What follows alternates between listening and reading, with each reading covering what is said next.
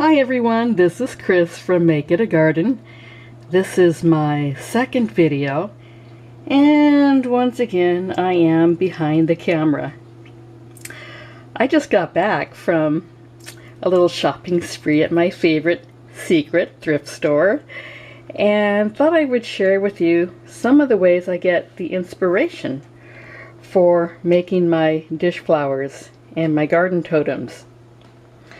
One of the things I find is helpful is to start with plates that already kind of have a floral shape to them, like this one.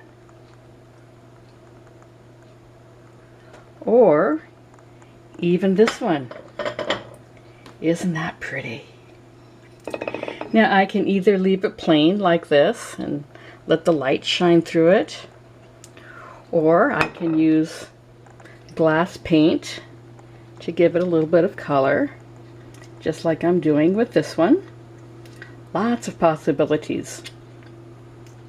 I also like to work with solid ceramic plates. And look at this pretty vintage plate that I found today. But you know what's funny? Sitting on the shelf right across from it was this flower-shaped bowl. So I'm going to set that right there. Now what does that look like to you? It's a water lily. And to top it all off, I found this really pretty candle base. So right away,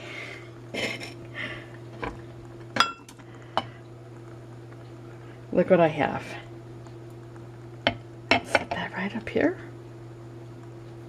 There. Isn't that pretty?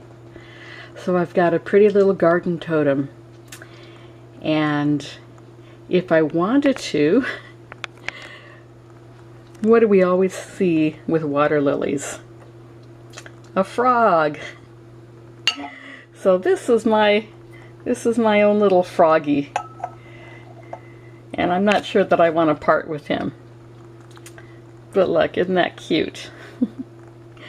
So, I know that the season is winding down for gardening, but we can always bring our garden totems inside and let them be cheerful accent pieces next to our indoor house plants. Or they can also make a really lovely centerpiece. Lots of different ways to use them to extend the season and bring some sunshine indoors during our long dark winters. But basically, if you can shop, you can make garden art. Thanks for watching.